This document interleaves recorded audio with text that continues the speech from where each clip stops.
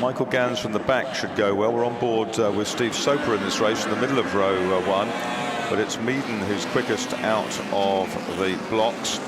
Soper trying to go with him. The red Cortina from the second row is that of John Young, number 11, and the blue one is Mark Sumter. Banks in the Alpha, wide out of the first corner, but gets a good run on the exit, but he's been surrounded by minis, and that looks like Nick Swift and also Rob Huff up there. Steve Soper fighting the Lotus Cortina from lock to lock as he chases Richard Meaden. Well, they're still desperate to get some heat in their tyres after only that Solus outlap. Soper a little bit sideways, he comes through the kink before some minis round the outside, absolutely fantastic. Is that Rob Huff at the head of the mini pack? How the heck did he manage to get that haul down to get around St Mary's? Absolutely phenomenal. That's the darker green mini. The lighter green one is Nick Swift. He was late to the grid, had me worried, but I thought there has to be some action. It has to have Nick Swift. There's plenty of action. They've touched and they're slowing themselves down on the run to Lavant there, and Max Banks is going to try and fight back in the Alpha, but providing plenty of action. Huffy in the 46 and Swifty, if we can call him that, in the mini that's leading that little group. Yes, he got back down at Lavant, didn't he? And he's fighting away. And Max Banks, Andrew Banks, trying to carve his way through. Normally shares with his brother, Maxim. But sorry, you're right. Yep. Down they come into the sunset over Woodcote. One of the BMWs locks up on the inside. And this is absolutely awesome stuff. But one of the Cortinas has come straight on through the... Well, that's Soper's car. That's Soper. So it's Meaden all on his own. Sumter is second. Young is third. Swift is fourth. Banks is fifth.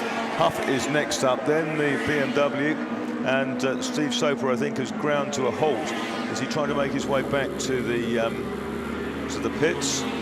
Or is he just going to pull off out there? I think he's waiting for the opportunity to duck across the track when it's clear and get back into the pits. That's our camera car in trouble, and he's going to peel off into the refuge road. 33 Alfa Romeo's gone for a spin up at Madgwick, and one of the Lotus Cortinas as well. 56 by looks of things. Yep, 33. That's Andrew Lawley in the Alfa Romeo.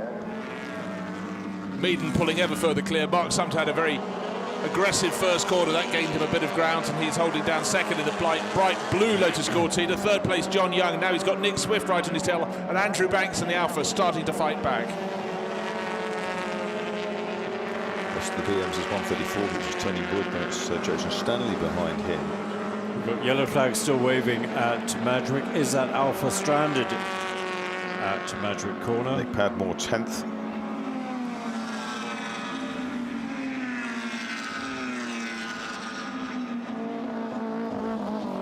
So here they come then, and that's the battle behind these. That's John Young in the red Cortina, Andrew Banks and Nick Swift. And Nick Swift's so close to the back of the Alpha, sweeps to the outside.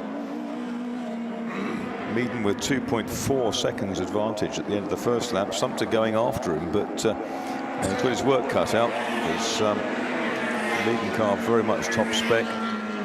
Young in third place in 11. Banks in the Alpha next. Well, see the way that John Young's at Cortina hit a bump on the approach to Madgwick and really had a squirm as he was trying to put a bit of braking down, and he's having to work very hard indeed because Andrew Banks is right on his tail. Nick Swift hanging in there in the little pale green mini. Then there's a BMW, and then a couple of cars further back. Jason Stanley's past Huff. Yes, Jason Stanley's got himself past Huff now in the car, the one car, the turquoise car, reminiscent of the Key Barden Cooper S that Steve Neal, Matt Neal's father, drove back in '67.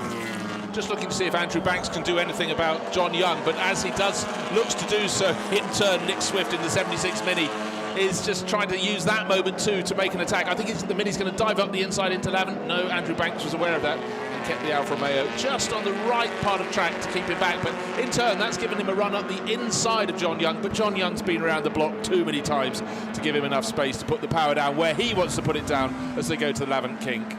And Nick Padmore looks like he's gluing himself now to the back bumper of Rob Huff as they come down the long Lavant straight with the sunshine behind them. Well, all this fighting over third place is very good news indeed for Mark Sumter in second. It doesn't look as though he's able to do anything about the pace of Richard Meaden. We didn't expect him to, but it does mean that Sumter in the bright blue Lotus Cortina there is cementing second place. Stanley's trying to bridge the gap to the pack ahead of him, good job of it too, Jason Stanley in car number 1. Padmore up ahead of Huff. 56 against 46, 121. Abbott is next up. Well, is this the run we're going to see from Andrew Banks? Didn't manage to get past John Young too wily for that. He might have another look when they get to Lavant. He's got to be really smooth and carry as much speed as he can through the kink up to St Mary's, but carrying the most speed through the kink is the little mini behind with Nick Swift, but then he loses out again when they get to St Mary's, but he's got it almost alongside the mini, going alongside the Alfa Romeo. The Alfa's got a bit more grunt up the hill, but certainly a whole load of momentum carried there by Nick Swift, and all along closing in behind is Tony Wood in the pale blue BMW right on his tail. Now yes, Swift he's got a bit more grunt. Wood's got more grunt than the others, but look at that. Swift goes through, gets his nose ahead of the Alfa on the exit of Lavant, but the Alfa will prevail as that lusty twin cam is opened wide. Down he comes. Super battling this, absolutely brilliant. Tony Wood right at the thick of the battle now, putting it in against the Swift Mini, but not putting it out as they go down through Woodcote into the chicane. But the BMW was able to close up on this three-way battle to make it a four-way battle. And behind, he's got Jason Stanley closing on him, and Nick Padmore behind him in turn. Then the BMW seemed to pull out of line, thought it was a problem, but he's lost a bit of ground there. The little Mini with Stanley able to attack up the start-finish straight. Young, Banks and Swift in that chase, and Sumter's holding Meaden, but I think Meaden's just feathered back a little bit to make sure of this one. He's not going any quicker than he was early in the race, and Sumter just edging quicker and quicker and quicker. Meaden has the fastest lap of 32.452, 32.804 to Sumter. Yeah, unabated pace at the front, but just over 3 minutes to go as the sun gets lower and lower. The little battle for third place has opened out a bit when he had to go past Kurt Engelhorn's Cortina that had a problem with the Alfa Romeo up at Madrid a few laps ago, and that has broken the toe a little bit, but Andrew Banks able to attack back as they get to Lavant, almost close enough to look up the inside, and on the tail there Nick Swift trying to decide what he's going to do next, but of course he really struggles when it comes to horsepower. He's fine when you don't need to do any braking and go around a corner. Look, he's going around the outside of Andrew Banks this time, which then becomes the inside when it comes to King. All the way round. What a brave move he had. Oh, a cigarette paper between him and the grass on the outside. And opened a gap for Tony Wood to try to duck through in the BMW, which is quick in a straight line. It's got lots of power, but it's heavy when it comes to the braking area for Woodcote. Of course, Nick Swift doesn't really worry about braking, just flings the Mini sideways and keeps his right foot buried against the bulkhead.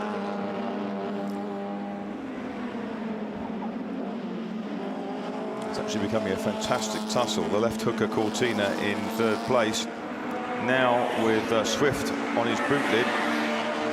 But Swift has the correct line for Madrid. Will he still have his nose in front of the Alfa Romeo? No, the Alfa Romeo's nose to head, powered ahead, and regained the position, but through the course of the corner at Madrid. Look, almost three abreast. The Mini dives up the inside of the Alfa Romeo, edges him slightly towards the outside of the circuit, but then, of course, the Alfa's power comes in, and so the Mini back down to fifth place one more time. With 2.8 seconds covering third right the way through to ninth. Yes, it's a real shame the race had to be curtailed before it started, because the trio of Minis behind Tony Wood's BMW are closing in really, really quickly. But, of course, they hold each other up as they tussle. And Nick Padmore in 56 has moved ahead of Jason Stanley, and Rob Huff at the back of that group. And, of course, he delayed himself on the opening lap with the body rubbing with the Mini on the big screen to the moment, that of Nick Swift. That tussle with the three Minis chasing along behind Tony Wood as well is just brilliant. But a 7-car group.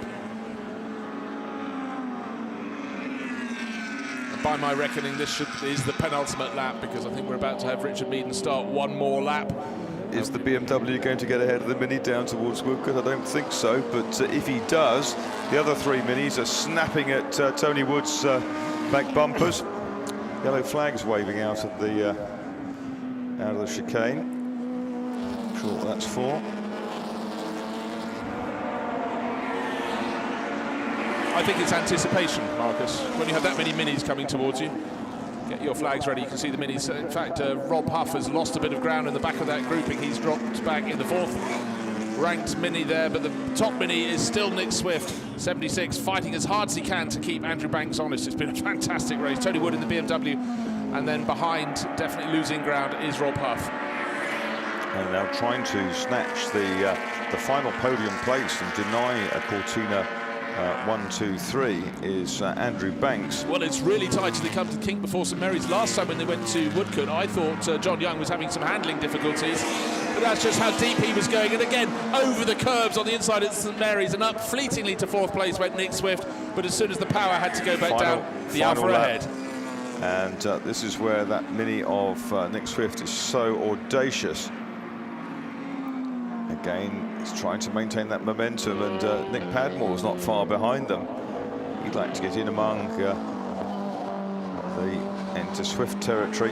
Richard Meaden flicks the Cortina sideways. This is a triumphant flick of lock. Comes out and wins the Whitmore race. John Whitmore, of course, won the 1965 European Touring Car Championship in an Alan Mann Cortina. Meaden 4.1 seconds ahead of Sumpter at the end. Here's that train of cars. Would have been fantastic if that had been for the lead. But it's Young, Banks, Swift, Wood, Padmore, Stanley and Huff, who faded just a little over the last couple of laps. Then there's 2 BMWs coming next in, which will be Abbott and Solomons, with Clark looming in their mirrors as well. In yet another one, John Clark, former BTCC racer, all the way down from Scotland.